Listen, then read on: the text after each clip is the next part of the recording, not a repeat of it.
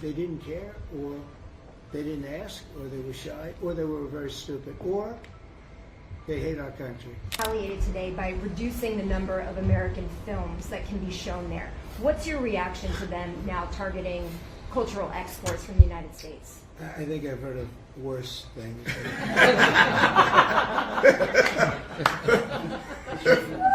All we're doing is putting it back in shape. We're resetting the table.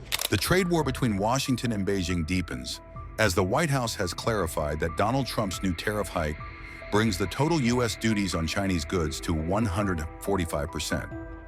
The U.S. had earlier announced a 125% tariff on China, blaming China for exploiting markets and ignoring fair trade norms. Trump said China has disrespected global markets and must now face a 125% tariff. But that figure stacks on top of a 20% fentanyl-linked tariff imposed earlier this year. Together, the total tariff rate on Chinese imports now stands at a steep 145%. Meanwhile, Trump paused fresh tariffs on nearly 75 other countries for 90 days except China. However, he maintained a baseline tariff rate of 10% on these nations during the 90-day pause period. Beijing hit back, saying it will take resolute countermeasures to defend its sovereignty and economy. The Chinese Foreign Ministry said that the U.S. tariffs not only threaten China's economic interests, but also undermine international fairness and justice. China pledged to uphold multilateralism and protect fair trade in the face of rising U.S. pressure. Basketball, we hope you'll host them here soon, Mr. President. Go Gators. They're coming. Good for the SEC. Congratulations. Well, thank you very much. You're really doing a great job. We appreciate it. Any question? Mr. President, can you give us a reaction to today's stock market drop, and also give us a sense of the next steps with China? Well, I haven't seen it because I've been here for 2.5 hours, so I'll be seeing it. I think Scott went out. Scott, you want to have a statement on that? Sure. Look, the up 2, down 1 is not a bad ratio, or up 10, down 5. And I think, as we have talked about, as we go through the queue and settle with these countries who are going to bring us their best offers, we will end up in a place of great certainty over the next 90 days on tariffs. We had very good inflation numbers today. Oil's down. We had a successful bond market, so I don't see anything unusual today. And next steps for China, sir? Well, we'll see what happens with China. We would love to be able to work a deal. They've really taken advantage of our country for a long period of time. They've ripped us off beyond anybody, nobody. How people stood for it, sitting in my position, is not even believable. And we're talking about many presidents, not just a couple. But they did, and all we're doing is putting it back in shape. We're resetting the table. And I'm sure that we'll be able to get along very well. I have great respect for President Xi. He's been, in a true sense, he's been a friend of mine for a long period of time.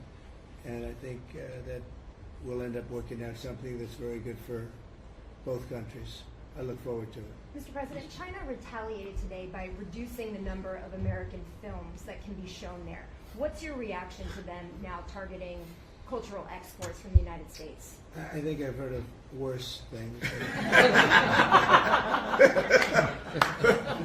Mr. President, if you aren't able to reach the deals that you want to see at the end of the 90 days, will you put those higher tariffs in place, or will you extend Well, that's what would happen. I mean, if we can't make the deal that we want to make, or we have to make, or that's good for both parties, it's got to be good for both parties. You wouldn't. And then we'd go back to where we were. Go back to the numbers that you announced last week. I think so. You wouldn't extend the pause. Yeah. We'll have to see what happens at that time. Thank you, Mr. President. You said yesterday you were considering some exceptions for companies. Can you talk about what you're considering? And then also on the reciprocal tariffs, you said it'd be substantially lower. Is the same math formula going to be used, or is that tossed out? I'm not considering now for any country or company, but it's possible that I would. But I'm not. We don't have that situation right now. People understand where we are, what we're going to do. But it could happen. It's called flexibility. You have to have a certain flexibility. President, what are you planning on using the money that you're gaining from revenue through the tariffs paying down national debt, reducing taxes, creating good budgets, helping Christie with the border and all of the other things. I built hundreds of miles of wall, as people now understand, 571 miles of border wall in the first administration. But we're going to beef it up, and we're going to add more. And the numbers are incredible. Really, the numbers are what's taken place. We had great numbers, but these numbers are topping my last administration. And Christie and Tom Homan have done an amazing job. But it's an expensive process. This weekend, where they used to have hundreds of thousands of people standing there pouring through the border in Tijuana, Mexico, this weekend they had nobody. You had a man sweeping this massive piece of concrete, which is, the area where they said massive. And I've looked at that during the Biden administration. You couldn't see a piece of that concrete. There were so many people on it. You couldn't, if you had a helicopter shots, you couldn't see concrete. Now, this weekend, you had nobody there but a man with a broom sweeping it and cleaning it up. Pretty amazing.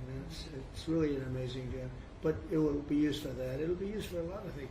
It'll be used by the Department of Justice for doing a great job. Pam is doing a fantastic job. So it's going to be used for a lot of different things. Mr. President, on the 10% tariff, is that a basement? Is that the floor? It's a baseline. Can countries negotiate that to bring that down? It depends on what they're adding. Some countries we have massive deficits with, or they have big surpluses with us, and others it's not that way. So it depends. That's why it's really they're all different. Every country is different. Some have certain advantages that others don't have, and certain things. We have China has a surplus of $1 trillion. I mean, the numbers are crazy, and others have basically no surpluses. We have some that are pretty even, but they hurt us another way. One is a little bit different. So are you negotiating with the EU as one bloc or individual nations for the tariffs? We're looking at it as one bloc. They've been very tough, but they were very smart. They were ready to announce retaliation, and then they heard about what we did with respect to China and others, but China, and they said, we're going to hold back a little bit. They decided to hold back. I thought they were very smart. Look, the EU is very smart, but they really have taken advantage of the United States. They were formed for the purpose of taking advantage of the United States. And I don't blame them, and I don't blame China. I don't blame anybody. I blame the people that were sitting at that desk in that other beautiful Oval Office for allowing it to happen. Many presidents I blame.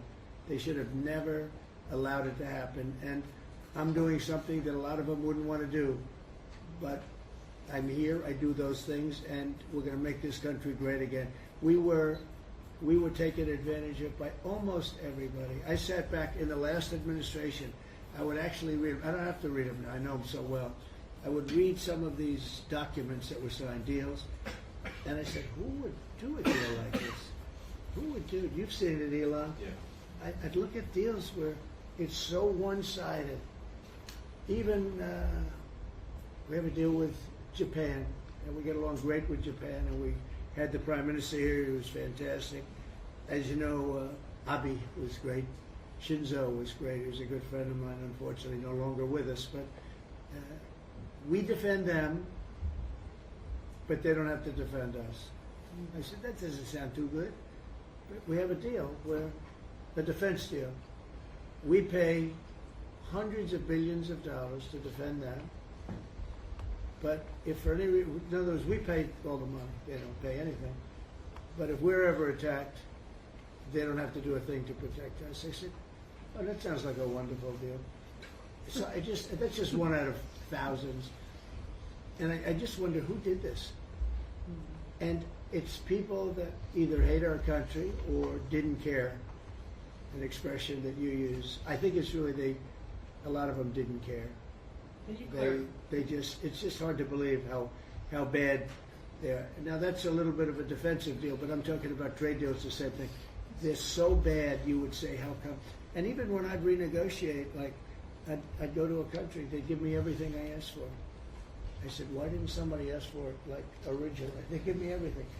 I think when they were negotiating, they didn't care, or they didn't ask, or they were shy, or they were very stupid, or they hate our country.